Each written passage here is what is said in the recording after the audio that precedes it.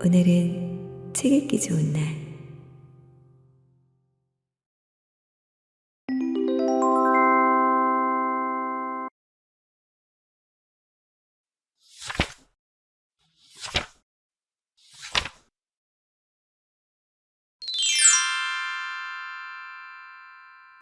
바닷가 작업실에서는 전혀 다른 시간이 흐른다. 지은이 김정운, 출판사 21세기 북스.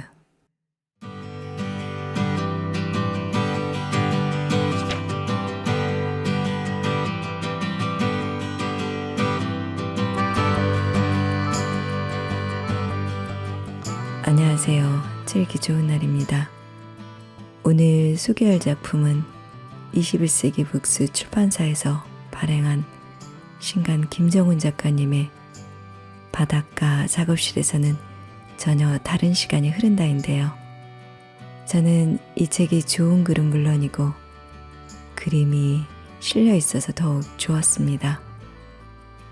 문화 심리학자이시며 가끔은 격하게 외로워한다, 에디 톨로지 등 센세이션한 주제로 인생의 진정한 의미를 돌아보게 만드는 김정운 작가님이 남쪽 바다 여수에서 살기로 한 이유가 무엇일까요? 김정운 작가님이 여수에서 바다를 마주한 채 쓰고 그린 이 책에서는 독일어에만 존재하는 슈펠라움이라는 단어를 언급하고 있는데요. 슈펠라움은 놀이와 공간이 합쳐진 말로 내 마음대로 할 수 있는 자율의 공간을 의미합니다. 이는 물리적 공간은 물론 심리적 여유까지 포함하는 말입니다. 그는 자기만의 슈펠라움이 있어야 우리는 인간으로서의 자존감과 매력을 만들고 품격을 지키며 제한된 삶을 창조적으로 재구성할 수 있다라고 말합니다.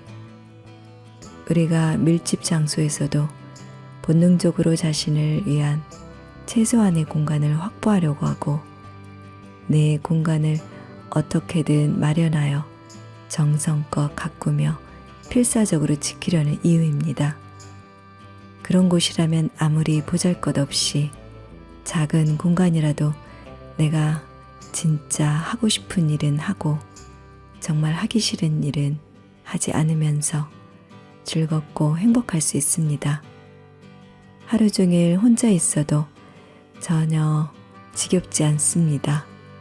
무엇보다 온갖 새로운 삶의 가능성을 꿈꿀 수 있습니다.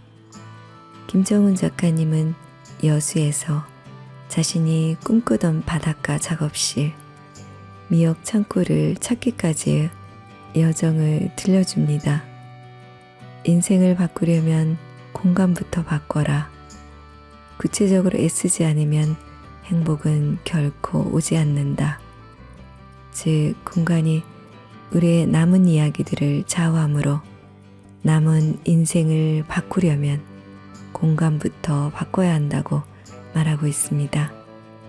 작가님은 내가 정말 즐겁고 행복한 공간, 온갖 새로운 삶의 가능성을 꿈꿀 수 있는 공간이야말로 진정한 내 슈펠라움이다 라고 말하고 있습니다. 작가님의 말을 채찍질 삼아 가장 나다운 공간, 나만의 놀이 공간을 찾아보면 어떨까요? 자, 그럼 이제부터 김정운 작가님의 슈펠라움을 살짝 엿보도록 하겠습니다. 영상이 마음에 드시면 구독, 좋아요 부탁드립니다. 감사합니다.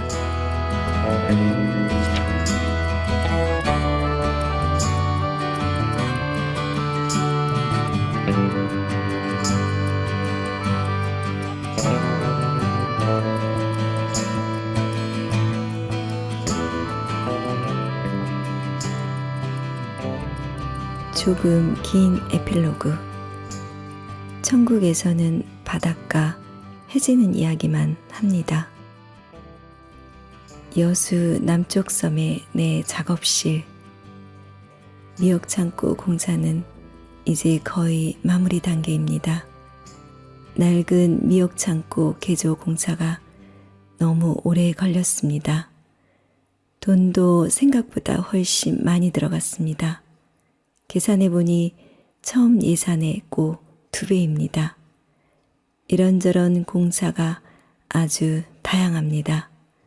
해당 공사 인부들이 일을 시작할 때 이야기하는 금액과 일을 끝낼 때 부르는 금액의 차이가 매번 엄청납니다. 이유는 항상 똑같습니다. 섬이라 그렇다는 겁니다. 뭐라고 항의라도 할라치면 연장 싸들고 섬에서 나간답니다. 섬에 들어오겠다는 인부가 없으니 매번 꼼짝 못하고 그냥 참아야 합니다. 돈은 달라는 대로 다 주면서 세상에 이런 을이 없습니다. 모두들 반대한 공사니 마땅히 하소연할 곳도 없습니다. 아주 지칩니다. 그래도 덕분에 인격이 아주 많이 성숙해졌다고 자부합니다. 마음대로 안 되면 수시로 화를 내며 살아왔던 내 조급한 성격이 많이 느긋해졌습니다. 자기 집 한번 지어보지 않고 인생을 논하지 말라는 사람들 말이 진짜 맞습니다. 매일 섬에 들어갑니다. 처리해야 할 일들이 한두 가지가 아닙니다. 폐선 처리 직전에 낡은 여객선에 손님은 거의 매번 나 혼자입니다. 오늘도 나 혼자 배를 탔습니다. 공사 이외에도 안팎으로 심란한 일들이 겹쳐 마음이 아주 힘듭니다. 이어폰을 꺼내 로베르트 슈만의 피아노 카르테 안단테 칸타빌레를 듣습니다. 첼로 선율이 맑고 푸르러 차가운 바다와 참 잘 어울립니다. 행복과 불행은 언제나 함께 온다는 슈만의 말처럼 아주 묘합니다. 행복한 때와 슬픈 때가 따로 있는 게 아니니 기쁘다고 너무 날뛰지 말고 슬프다고 처지지도 말라는 뜻이라 생각하며 위로받습니다. 배가 막 출발하려는데 젊은 여인들이 우르르 탑니다. 이 배에서는 도무지 볼 수 없었던 우아한 여인들입니다. 객실 바닥에 퍼질러 앉기에는 몹시 불편한 옷차림을 한 여인들에게 내가 다 미안해집니다. 이어폰을 빼고 가만히 하는 이야기를 들어봤습니다. 옆섬 초등학교에 음악교사 면접에 간다고 합니다. 순간 내 의식의 흐름은 지리산 계곡물보다 빨라집니다. 하루 3번 섬에 가는 배니까 여선생과 마주칠 확률은 33% 이상이다. 아, 그럼 수염을 길러야 하는 걸 아닐까? 배를 타면 일단 스케치북부터 꺼내고 있는 것이 좋겠다. 파이프 담배를 무는 건 어떨까? 젠장, 너무 진부해.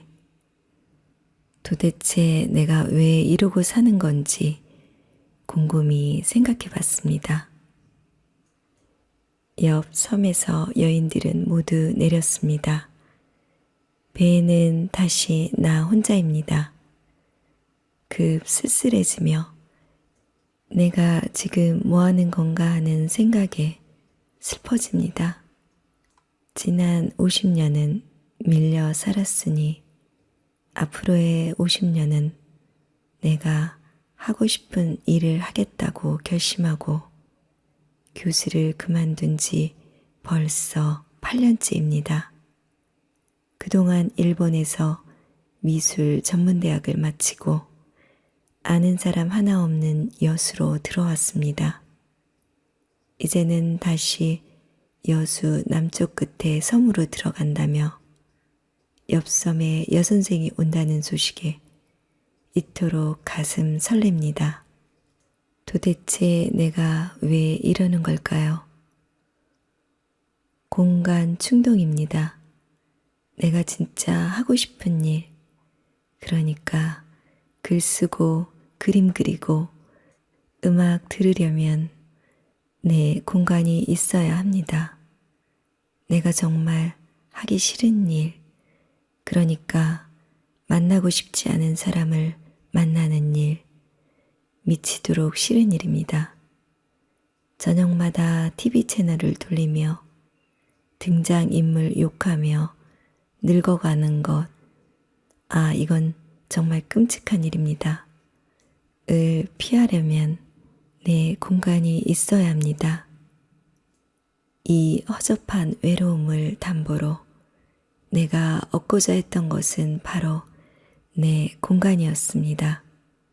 무소유를 주장하고 실천한 법정 스님은 자신이 평생 버리지 못한 욕심이 하나 있었다고 고백했습니다. 깨끗한 빈 방에 대한 욕심이랍니다. 공간 욕심, 즉 공간 충동만큼은 법정 스님도 어쩌지 못했다는 이야기입니다. 화가는 일단 아틀리에가 폼나야 합니다. 화가는 자기 작업실이 있어야 합니다. 명색이 나름 화가인데 일본 유학파 화가에 어울리는 작업실이 있어야 한다고 생각했습니다. 지나고 나니 그림을 그리고 싶었던 것이 아니었습니다. 내 공간을 갖고 싶었던 겁니다. 아주 어릴 때부터 작업실에서 고독하게 그림을 그리는 화가 코스프레가 로망이었던 겁니다. 여수에 처음 왔을 때 아는 사람이 전혀 없었습니다.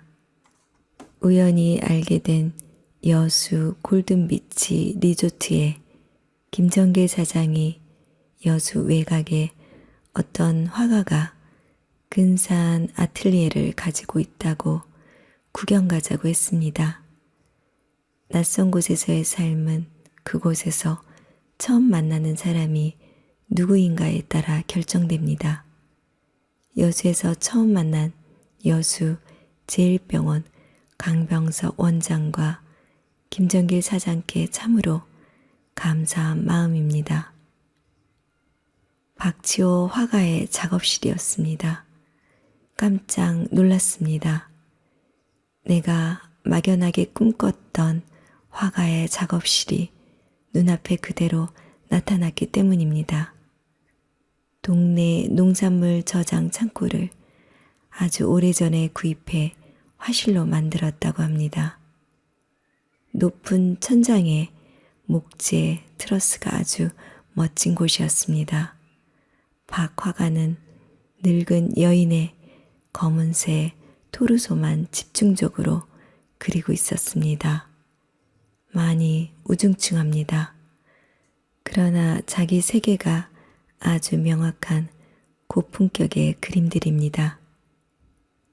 박 화가에게 대뜸 이 화실을 내게 팔라고 했습니다. 박 화가는 황당한 표정을 잠시 지었으나 이내 진정하고 사람 좋게 허허 웃었습니다. 집이야 언제든 팔고 살 수 있지만 화가의 아틀리에는 그렇게 쉽게 팔고 사는 게 아니라며 애둘러 내 가당치도 않은 욕심에 핀잔을 주었습니다. 내가 여수로 내려온 실존적 이유에 대해 간절하게 설명하자 박 화가는 자신이 한번 적당한 곳이 있는지 알아보겠다고 했습니다. 그냥 하는 소리라고 생각했습니다. 나는 입맛을 다시며 발길을 돌릴 수밖에 없었습니다. 드디어 바닷가 작업실을 갖게 됐습니다. 몇 주가 지난 후 박 화가에게서 정말 연락이 왔습니다. 자신의 아틀리에에서 그리 멀지 않은데 횟집 하나가 망한 곳이 있으니 그 집주인을 접촉해 보자는 것이었습니다. 직접 가서 살펴보니 20평 남짓한 면적의 낡은 식당은 화가의 작업실로는 최고였습니다. 무엇보다도 위치가 죽였습니다. 바로 바다에 인접해 있었습니다. 길게 펼쳐진 갯벌리로 석양이 정말 환상적이었습니다. 그 해안에는 오직 그 집뿐이었습니다. 적당히 쓸쓸해서 그림 그리기에는 최적의 위치였습니다. 집주인은 2층에 살고 있었습니다. 한옥을 짓는 목수 서정만 씨였습니다. 그는 그 공간을 목수일에 필요한 온갖 장비를 모아두는 창고로 사용하고 있었습니다.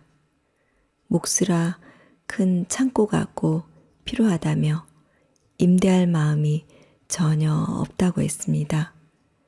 나는 내가 지을 수 있는 가장 불쌍한 표정으로 여수까지 내려온 이유를 또다시 처음부터 길게 설명했습니다. 서정만 씨는 그렇다면 기꺼이 창고를 비워주겠다고 했습니다. 고맙게도 월세는 30만 원으로 하자고 했습니다. 드디어 내가 꿈꿨던 바닷가 작업실을 여수의 여자만 끄트머리에 갖게 된 겁니다. 기분이 정말 하늘로 날아갈 듯 했습니다. 바로 수리를 했습니다. 바닷가를 향한 벽은 다 터서 통유리창으로 만들었습니다. 바닥과 벽은 낡은 콘크리트에 얼룩덜룩한 색이 그대로 드러나게 투명 에폭시를 칠했습니다. 그리고 그 벽에 지금까지 내가 그린 그림들을 마구 걸었습니다. 원색을 주로 사용한 내 그림은 검은 회색의 벽과 아주 잘 어울렸습니다. 침상에는 다다미를 얹었습니다. 나이 들어 내 자식들보다도 어린 사람들과 공부했던 일본에서의 유학 생활을 기억하기 위해서입니다. 지금 생각하면 어떻게 그런 유학이 가능했나 신기할 정도입니다. 지금 다시 하라고 하면 결코 하고 싶지 않은 일이 군대 20대, 독일 유학 30대, 교수 생활 40대, 그리고 일본 유학 50대입니다. 당시에는 그게 그리 힘들고 어려운 줄 몰랐습니다. 나름 재밌게 보냈습니다. 그런데 지나고 나니 내가 어떻게 그 생활을 견뎠는지 정말 신기합니다.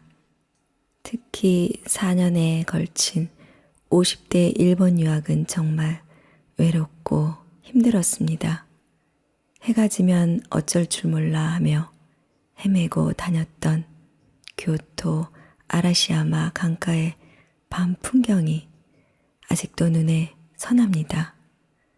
그래서 난 내 스스로가 참으로 기특합니다. 난 자뻑이 아주 심합니다. 외로움을 견디려면 스스로를 많이 사랑해야 합니다. 그러지 않으면 바로 무너집니다. 서울 생활을 정리하고 여수로 완전히 이주할 것을 결심했습니다. 여수의 기막힌 바닷가 작업실에서 한 2년을 지내고 나니 이곳 생활이 너무나 행복해졌습니다. 매일 바닷가 작업실에 들어설 때마다 아, 좋다, 너무 좋다를 연발했습니다. 서울의 집을 완전히 정리하고 여수에서 내 후반기 인생을 보내리라 결심했습니다. 욕심이 좀 더 생겼습니다. 주인이 살고 있는 2층을 내 라이브러리로 하고 1층은 지금처럼 계속 화실로 사용하면 정말 멋진 인생이 될 것 같았습니다. 집주인에게 집을 팔라고 몇 번을 부탁했습니다. 시세의 2배를 주겠다고도 했습니다. 그러나 집주인은 집을 팔 마음이 전혀 없다고 합니다. 자녀들과 이렇게 외딴 곳에서 오순도순 행복하게 지내는 것이 자신의 꿈이었다고 했습니다. 내 큰아들은 남의 평생 꿈을 그따의 어설픈 자본의 힘으로 무너뜨리려고 하느냐며 나를 비난했습니다. 다른 사람도 아니고 아빠가 어떻게 그런 야비한 제안을 할 수 있느냐는 아들의 말에 그 집을 구매하는 것을 바로 포기했습니다. 다시 박 화가의 화실에서 길게 회의를 했습니다. 이제 여수로 완전히 이주해야 하니 내 생활 공간, 라이브러리, 그리고 화실을 담을 수 있는 공간을 찾아야 합니다. 박 화가의 화실처럼 천장이 높은 낡은 창고를 구해 개조하는 게 좋겠다는 결론이 났습니다.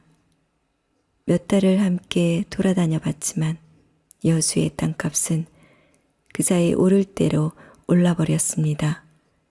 여수 인근의 경치 좋은 공간은 이미 임자가 정해졌거나 내 능력으로 구할 수 없는 수준이 되어버렸습니다. 그러나 바닷가 작업실에 놀라운 행복을 한번 맛본 이상 포기할 수 없었습니다. 내게 멀리 보이는 바다는 별로 매력적이지 않습니다. 바로 눈앞에서 밀물, 썰물이 오가는 바닷가 작업실을 무조건 갖고 싶었습니다. 여수 남쪽 섬의 낡은 미역 창고를 시세보다 2배나 주고 샀습니다. 내게 남은 선택지는 여수 남쪽의 섬들 뿐이었습니다. 그 사이 내 배도 생겼습니다. 충주호에서 인명 구조용으로 쓰던 작고 낡은 배가 400만 원에 공매로 나왔습니다. 바로 구입했습니다. 그런데 트레일러로 싣고 와 수리하는데 900만 원이나 들었습니다. 배보다 배꼽이 크다는 이야기가 진짜입니다. 어쨌거나 이제 나도 선주입니다. 배의 속도가 죽입니다. 최대 40노트까지 달립니다. 거의 간첩선 수준입니다. 2박 3일을 공부해서 선박 운전면허, 정확히는 동력 수상내적이고 조정면허도 땄습니다. 배의 이름은 오리가슴으로 했습니다. 오리가슴은 오르가슴의 한국식 표현입니다. 육체적 오르가슴만 있는 게 아닙니다. 정신적, 지적 오르가슴도 있는 겁니다. 그래서 오리가슴을 내 그림에 빠짐없이 낙관처럼 그려넣습니다. 즐겁게 그림 그리며 살겠다는 내 의지의 확인입니다. 내 배도 그림 그리듯 그렇게 즐겁게 타고 싶습니다. 오리가슴호를 몰고 여수 남쪽 바다의 섬들을 뒤지고 다녔습니다. 그러던 어느 날 박 화가가 죽이는 위치에 미역 창고를 찾았다며 함께 남쪽 섬으로 가자고 하는 겁니다. 바로 섬으로 갔습니다. 내 배로는 20분 만에 갈 수 있는 섬입니다. 여수와 섬을 오가는 여객선으로는 40분 정도 걸리는 거리에 있는 섬입니다. 하루에 여객선이 3번 다닌다고 했습니다. 바닷가에 딱 붙어있는 기막힌 장소에다 쓰러져가는 미역 창고가 있었습니다. 사용하지 않은 지 수년은 족기된 듯한 창고였습니다. 100평 남짓했습니다. 창고 안에는 온갖 쓰레기로 가득 차 있었습니다. 그러나 미역창고 앞으로 펼쳐진 섬과 바다, 그리고 절벽의 풍광에 가슴이 너무나 쿵쾅거렸습니다. 바로 그날로 구입을 결정하고 계약금을 지불했습니다. 동네 시세보다 거의 2배 가까운 가격을 달라는 땅 주인에게 돈은 달라는 대로 다 주겠으니 창고 안에 쓰레기만 치워달라고 했습니다. 몇 달 후 친구를 위해 인근 섬의 땅을 알아보려고 부동산 중개업자를 만났습니다. 그는 나를 바로 앞에 두고 옆섬에 어떤 사람이 다 쓰러져가는 미역창고를 엄청 비싸게 샀다며 정신 나간 사람이라고 비웃었습니다. 차마 나라고 이야기할 수는 없었습니다. 그러나 아무렇지도 않았습니다. 내가 아주 어릴 때부터 꿈꿨던 바로 그런 바닷가 땅이었기 때문입니다. 결국은 어릴 때 관심 가졌던 것으로 돌아갑니다. 아주 희한합니다. 초등학교 때 몸이 약해 1년 정도를 집에서 쉰 적이 있었습니다. 집에서 만화책만 봤던 것 같습니다. 만화를 직접 그려보기도 했습니다. 다시 학교를 다니게 되었을 때 미술 시간이 그렇게 즐거울 수가 없었습니다. 실제로는 한 번도 본 적 없는 상상의 바다와 섬을 즐겨 그렸습니다. 섬의 절벽이 굽이치며 바다로 이어지는 내 그림을 담임 선생님이 보시고는 크게 칭찬하셨습니다. 어린아이가 풍경을 원근법으로 그린다고 놀라워하셨습니다. 가정방문 때는 부모님께 내가 천재적 재능이 있다며 미술 쪽으로 관심 가지고 키워보는 게 좋겠다고 했습니다. 그때 그 선생님이 내게 정말로 천재적이라는 표현을 사용하셨다고 어머니는 지금도 좋아라 하십니다.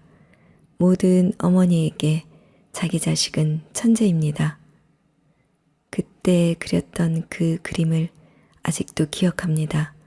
학교 선생님으로부터 처음 받은 칭찬이었기 때문입니다.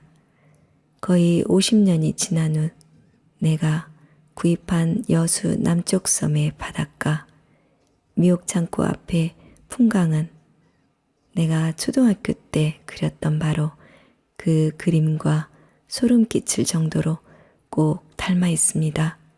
정말입니다. 그래서 어린아이들은 아주 사소한 일이라도 진심으로 칭찬해줘야 합니다. 나중에 어떻게 될지 모르기 때문입니다. 이건 정말 중요한 이야기입니다. 학창시절 미술 시간은 언제나 즐거웠습니다. 매 학기 미술 수업 첫 시간이면 미술 선생님이 내 옆에 서서 한참을 떠나지 않았습니다. 다른 선생님들로부터는 고약한 문제아칙을 받았지만 미술 선생님들은 항상 내게 깊은 관심을 보이셨습니다. 미술대학에 진학하는 것이 어떻겠냐는 이야기도 들었습니다. 그러나 미술학원을 다니거나 미술 과외를 받을 여유는 없었습니다. 그래서 대학에 처음 진학했을 때 건축과에 들어갔습니다. 건축과에 가면 그림을 많이 그리는 줄 알았기 때문입니다. 그러나 공업 수업만 죽어라 하는 바람에 미치고 환장하는 줄 알았습니다. 내 적성이 건축과는 거리가 멀다고 생각하여 재수를 했습니다. 그리고 심리학과에 입학한 후 수십 년을 심리학자로 살았습니다. 그때 내가 미술이나 건축을 공부했더라면 정말 잘했을 거라 생각합니다. 아내는 어린 반푼어치도 없는 소리 하지도 말라고 합니다. 나이 들어 뒤늦게 그림을 그리니 사람들이 안타까워 잘 그린다고 하는 거라 합니다. 젠장, 나도 잘 압니다. 그렇다고 매번 그렇게 옳은 이야기 하는 거 아닙니다. 아무튼 나는 수십 년이 지나 미술대학에 입학했습니다. 그리고 바우하우스라는 독일의 전설적인 건축 관련 학교에 관한 책을 수년째 쓰고 있습니다. 아주 희한합니다. 어릴 적 그토록 하고 싶었던 미술과 건축을 이렇게 뒤늦게 다시 다 하고 있습니다. 그것도 아무 연고도 없는 여수 남쪽 그 섬에서 말입니다. 언젠가 읽은 프로이트 책에서 어릴 적 꿈꿨던 일을 할 때 진짜 행복하다는 구절이 기억납니다. 그래서 요즘 나는 정말 아주 많이 행복합니다.